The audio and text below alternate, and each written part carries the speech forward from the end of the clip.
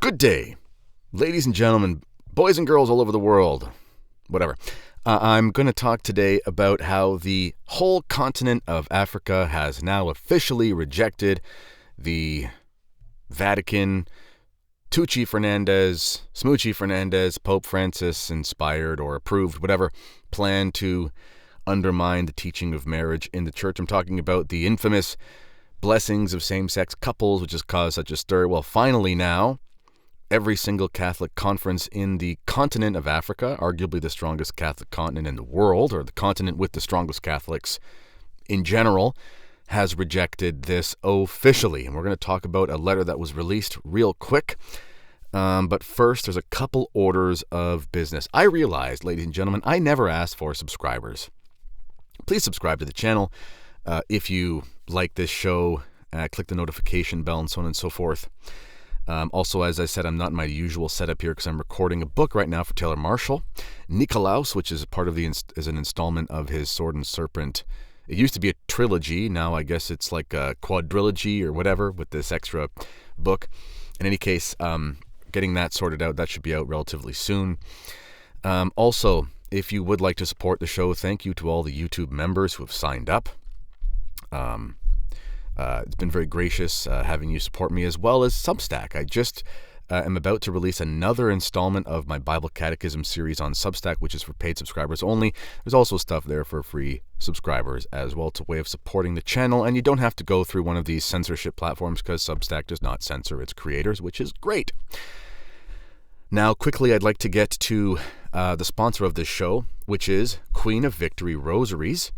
That's actually the wrong thing there. Let's pull this up. There you go. Queen of Victory Rosaries, sponsor of this episode. Thank you to them. Wonderful, amazing, handmade Catholic jewelry and so on and so forth. You can find all this in the link to the description of this video. You can get 7 Sorrows chaplets. You can get 5-decade rosaries. You can get Stations of the Cross sacramentals. You can get St. Michael chaplets, 15-decade rosaries. Literally everything. I have one of these 15-decade rosaries, which is custom made, and it's wonderful.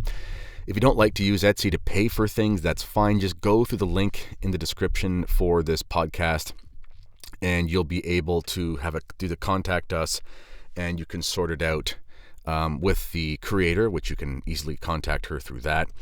Thank you to Queen of Victory Rosaries. Also, if you buy something from them and there's general wear and tear, she'll fix it for you. You just got to mail it back, and she'll fix that for you. And finally, last thing I promise before we get going on the video here, the Canadian Martyrs Men's Conference is just around the corner.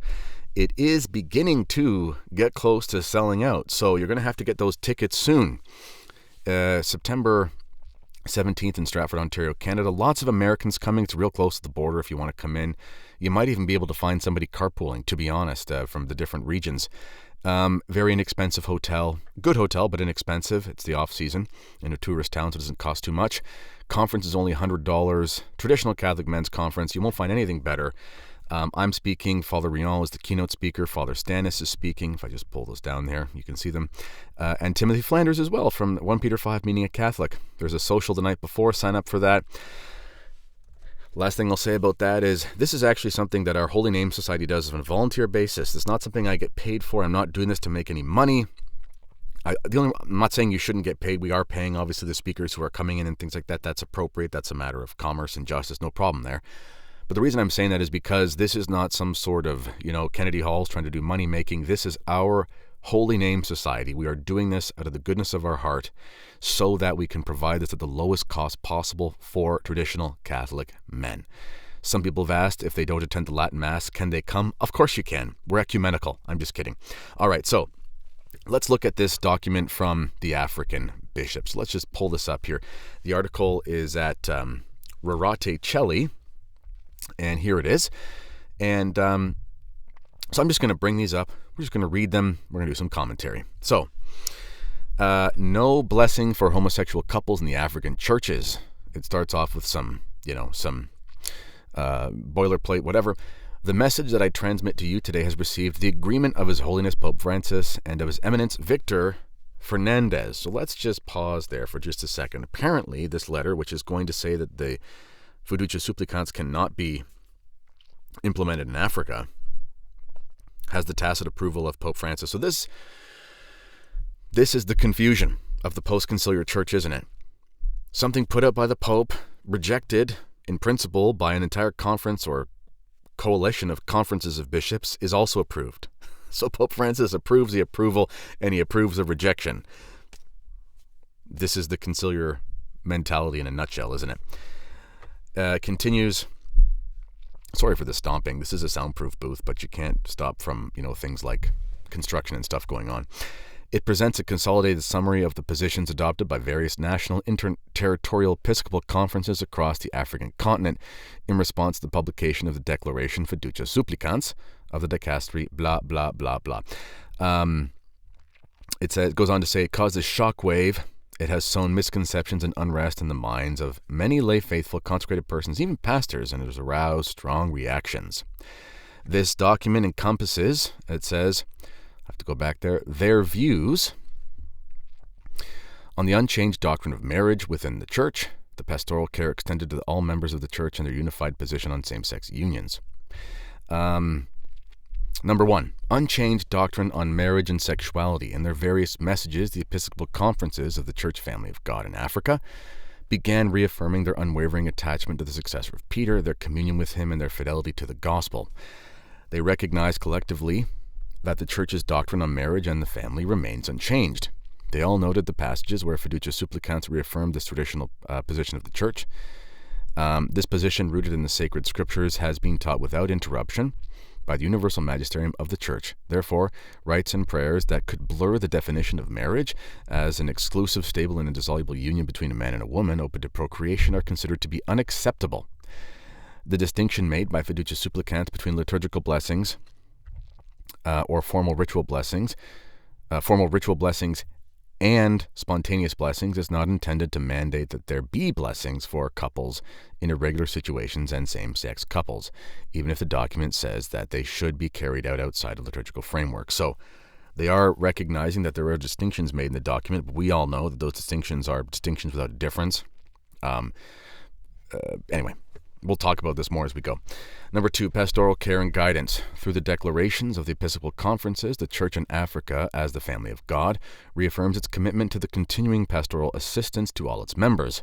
Clergy are encouraged to provide welcoming and supportive pastoral care, particularly to couples in irregular situations. The African Bishops' Conferences emphasize that people with a homosexual tendency must be treated with respect and dignity, while reminding them that unions of persons of the same sex are contrary to the will of God and therefore cannot receive the blessing of the Church. So let's just break that down. Conferences emphasize that people with a homosexual tendency must be treated with respect and dignity, while reminding them that the unions of persons of the same sex are contrary to the will of God and therefore cannot receive the blessing of the Church. Again, there's no difference between a union and couples. Goes on. Number 3, the Episcopal conferences generally prefer each bishop remaining free in his diocese not to offer blessings to same-sex couples. This decision stems from the concern about potential confusion and scandal within the church community. The constant teaching of the Church describes homosexual acts as intrinsically disordered and contrary to the natural law. These acts, considered as closing to the sexual act of the gift of life and not proceeding from a genuine affective and sexual complementarity, must not be approved under any circumstances. To support this position, the large majority of the interventions of the African bishops are based above all on the Word of God. They cite passages which condemn homosexuality, notably Leviticus 18:22 verse 23, 18:22 verses 22 to 23, where this activity is explicitly prohibited and considered an abomination. This text testifies to these practices in the setting of Israel, as well as other practices that God prohibits, such as infanticide. One Episcopal conference added the scandal of homosexuals of Sodom. In the narration of the text, homosexuality is so abominable that it will lead to the destruction of the city. The African bishops going hard here. In the New Testament, St. Paul, in the letter to the Romans, also condemns what he calls unnatural relationships or shameful morals. In addition to these biblical reasons, the cultural context in Africa, deeply rooted in the values of the natural law regarding marriage and family, further complicates the acceptance of unions of persons of the same sex, as they are seen as contradictory to cultural norms and intrinsically corrupt. So what is this saying? A union is a couple is a union. Notice how in their section on couples, they use the word union. Because there's no difference, as I've been saying, there's no difference between a union and a couple. They are synonyms. In fact, in other languages, a friend who speaks Spanish was telling me this. Shout out if you're listening. In Spanish, you don't call them uniones. You call them parejas, pairs, couples. So in other languages, this idea between couple and union, this doesn't exist.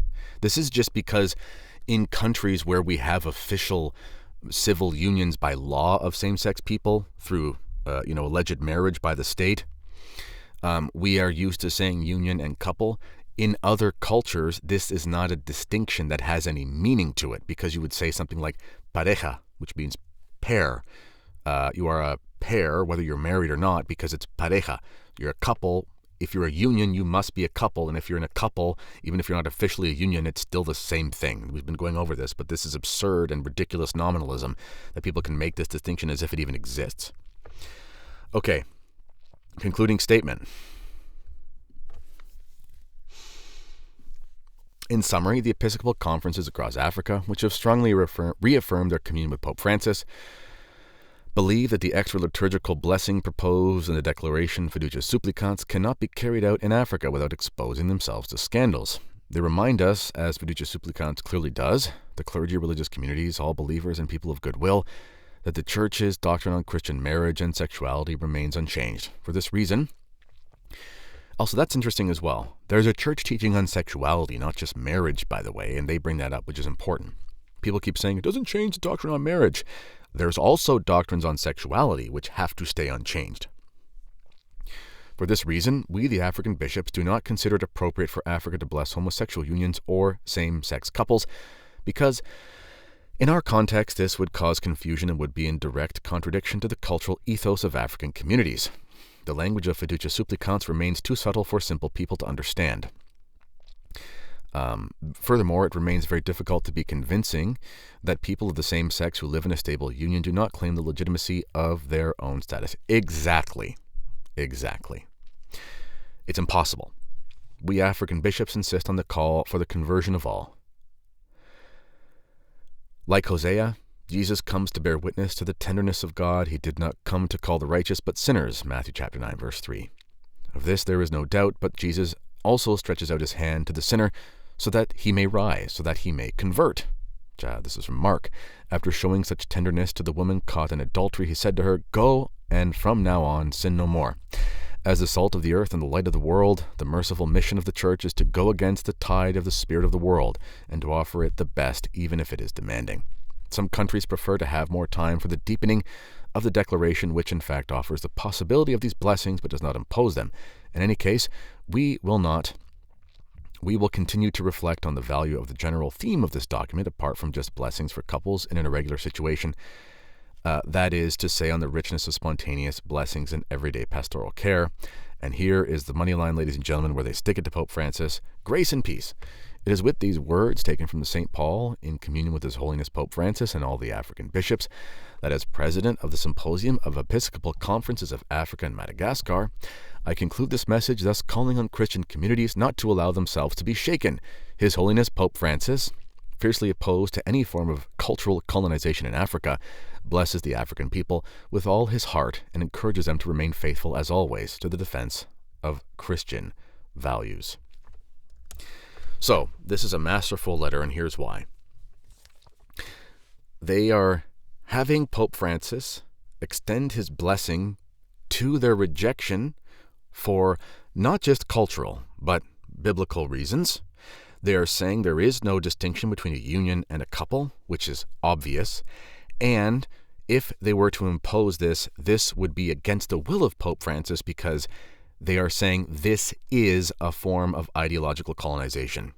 Essentially, they've had the Pope tacitly admit to the fact that there is no distinction between unions and blessings, and that in order to impose this would be an act of colonization, which Pope Francis hates. Now, does this mean Pope Francis won't speak out both sides of his mouth and say something different when he's speaking to a different, conference of bishops? Of course he will. Of course he will, because he's a Peronist. That's what he does. He's a modernist. But bravo to the African bishops, because they have shown the way forward. And I hope other conferences of bishops pick up this and go with it. At the end of the day, though, this does represent the massive, deep crisis rooted in the church. There is no solution to this crisis, because how can it be that you have an entire continent of Catholic bishops who have a radically different understanding than an entire continent in another place or whatever? And how can it be that you have the Pope approve of your rejection of what he approved for reasons that are of the Pope's will, that go against his will? It's just so confusing. But this is the spirit of Vatican II. It is the spirit of confusion. The Church has been in this state since the Council, and there you go. So, God bless you, Africa. Good work towards you. And remember, who was probably the most important missionary bishop of African history in the last 100 years? It is, of course, the Archbishop Marcel Lefebvre. So thank you, Archbishop Lefebvre, for your work. Pray for us. As always, ladies and gentlemen, let me know what you think in the comments. This has been the Kennedy Report. Until next time, God bless you all.